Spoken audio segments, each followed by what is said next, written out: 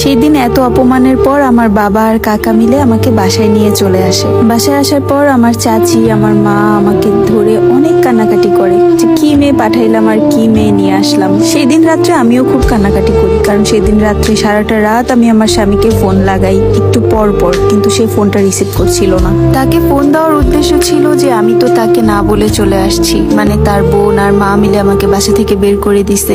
আমার ধারণা ছিল হয়তোবা আমার স্বামী শুনলে আমাকে বাসায় নিয়ে যাবে, কিন্তু সে তো আমার ফোনটাই ধরছিল না। সারাটা রাত কাঁদতে কাঁদতে যখন ঘুমিয়ে পড়ি, সকালবেলা বাবার ডাকে ঘুম ভাঙে। ঘুম থেকে উঠে দেখি আমার সামনে বাবা, কাকা, মা দাঁড়িয়ে আছে। তারা বলল যে ফ্রেশ হয়ে নাও, তোমার সাথে কিছু কথা আছে। ফ্রেশ হয়ে তাদের সামনে গেলাম, নাস্তা করবো একসাথে বলে। বাবা বলল যে তোমাকে তো অনেক শখ করে বিয়ে দিছিলাম মা, কিন্তু আমাদের এই ভুলের কারণে যে তোমার জীবনটা নষ্ট হয়ে যাবে সেটা আমরা ভাবিনি। এখন আমরা তোমাকে নিয়ে অন্যরকম চিন্তা ভাবনা করতেছি। আমি শুধু বাবা আর কাকার দিকে তাকিয়েছিলাম, অন্যরকম চিন্তা ভাবনা মানে কি বুঝাতে চাই। তারপর কাকা পাশ থেকে বলে উঠলো, তোমাকে আমরা আরেক জায়গায় বিয়ে দিব, একজন ভালো ছেলের সাথে বিয়ে দিব, দরকার পড়লে সবকিছু দিয়ে ছেলেকে বিদেশে পাঠিয়ে দিব। হঠাৎ করে আমার ভিতরটা ঝড় শুরু হয়ে গেল। এরা কি বলতেছে? এটা আমার পেটে আমার স্বামীর সন্তান, আমি কিভাবে তাকে ছেড়ে অন্য একটা পুরুষকে বিয়ে করি? আমার বাবার কথায় আমি ডাইরেক্ট বলি যে না বাবা, আমি আর জীবনে কোনোদিন বিয়ে করব না। আমার স্বামী এসে আমাকে নিয়ে যাবে, দেখো 2-1 দিন রাগ থাকবে, সে ঠিকই এসে নিয়ে যাবে। আমার কথাগুলো আমার বাবার পছন্দ হয়নি, কিন্তু সে আমাকে কিছুই বলেনি, সে রুম থেকে চলে গেছে। কাকারও পছন্দ হয়নি, কিন্তু আমার মা বলল যে তুই যেটা ভাবছিস সেটা হবে না। তোর স্বামীর যে সমস্ত কথাবার্তা শুনলাম, আবার তোর ননাস আর তোর শাশুড়ি মিলে যেভাবে তোর বাবাকে অপমান করে দিল, যদি তাদের ইচ্ছাই থাকতো তোকে সংসারে রাখার, তাহলে তোর বাবা চাচার সাথে এরকম ব্যবহার করত। তাও আমি আমার কথায় অটল রইলাম, বললাম যে আমি বিয়ে করব না। তার ঠিক 3 দিন পরে আমার স্বামী আমাকে একটা ফোন দেয়। 3টা দিন খুব কষ্টে কাটলো, কারণ ভেবেছিলাম এই 3 দিনের মধ্যে আমার স্বামী আমাকে ফোন দিবে, কিন্তু সে ফোন দেয়নি। সে 3 দিন পরে আমাকে ফোন দিয়ে বলে বাসায় আসো। হঠাৎ করে তার এমন কথায় যেন আমি আকাশের চাঁদ হাতে পেলাম। বাসায় আসো না, সে আমাকে বললো যে রেডি হয়ে থাকো, আমি বাসায় নিতে আসছি। খুশির চোটে আমি কাকে কি বলবো না বলে নিজের রুমে দৌড়ে যেয়ে বোরখা পরা শুরু করলাম, নিজের কাপড় চোপড় ভাঁজ করা শুরু করলাম। বাবা মা বারবার মানা করছিল যে যাস না, এবার তোকে নিয়ে যাবে, কোনো না কোনো কারণ আছে। কারণ যেভাবে তোকে বিদায় করছে, তোর প্রতি যদি ভালোবাসাই থাকতো তাহলে এই 3 দিনের মধ্যেই হইতো। 3 দিন পরে ফোন দিত। তাদের কথা কোনো রকমের কোনো পাত্তা না দিয়ে স্বামীর হাত ধরে ড্যাং ড্যাং করতে করতে স্বামীর বাড়ি চলে আসলাম।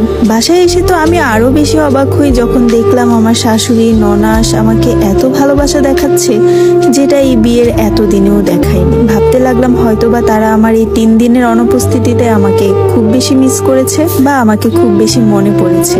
তাই হয়তোবা তারা তাদের ভুলটা বুঝতে পেরেছে, যার জন্য আমাকে আবার ফিরিয়ে আনছে। আমিও তাদের মতোই নর্মাল ভাবে তাদের সাথে কথা বলতে শুরু করলাম।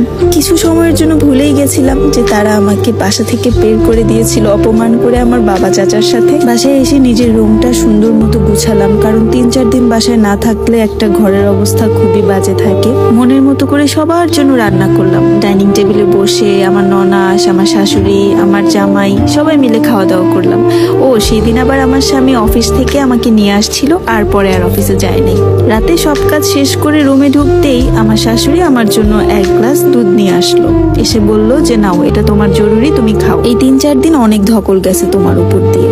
তখন আমি ভাবলাম যে আমার শাশুড়ি বোধহয় আমার সন্তানটাকে মেনে নিছে, যার জন্য হয়তো বা আমাকে এখন আদর করতেছে। আমি খুশি মনে তার হাত থেকে দুধ নিলাম। রাতের বেলা সুস্থই ঘুমালাম, স্বামীর সাথে অনেক গল্প করলাম, সেও আমার সাথে অনেক গল্প করলো। কিন্তু সকালবেলা অতিরিক্ত পেটের ব্যথার কারণে আমার ঘুমটা ভেঙে গেল। তারপর আমার স্বামী আমাকে নিয়ে ডাক্তারের কাছে গেল। ডাক্তার আমাকে কি যেন একটা ইঞ্জেকশন দিল ব্যথা কমার জন্য। তার 2 ঘন্টা পরে ঘুম থেকে উঠে শুনি আমার নাকি পেটে বাচ্চাই ছিল না, আমার নাকি পেটে টিউমার ছিল, যেটার অপারেশন করতে হয়েছে। হঠাৎ করে এতটা অবাক হয়েছিলাম যে কি বলে না বলে, আমার কিভাবে বাচ্চা থাকে না? যে কয়বার টেস্ট করছি আমি ততবারই পজিটিভ উঠছে। হ্যাঁ, ডাক্তারের কাছে যে টেস্ট করিনি, কিন্তু বাসায় তো পজিটিভ উঠছে। কান্না করতে করতে করতে করতে হসপিটালে আমি অজ্ঞান হয়ে যাই। সাথে সাথে আমার পরিবার আসে।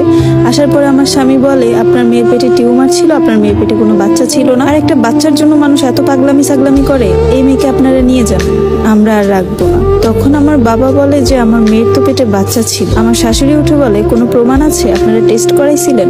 করার নেই। তাহলে একটা টিউমার ছিল, যেটা হচ্ছে আমরা অপারেশন করে ফেলে দিছি, যার জন্য আপনার আমাদেরকে আরো ধন্যবাদ জানানো উচিত। আর আপনার মেয়েকে নিয়ে আসছিলাম, ভাবছিলাম হয়তো বা এই 3-4 দিনে একটু ভালো হয়েছে, কিন্তু না, আপনার মেয়ে আগের মতোই পাগলামি সাগলামি করে। তখন আর আমাদের বুঝতে একটুও দেরি হলো না যে তাদের উদ্দেশ্যটা আসলে কি ছিল। তারপর আমার বাবা নিরীহ মানুষের মতো তাদেরকে আর কিছু না বলে আমাকে নিয়ে বাসায় চলে আসে।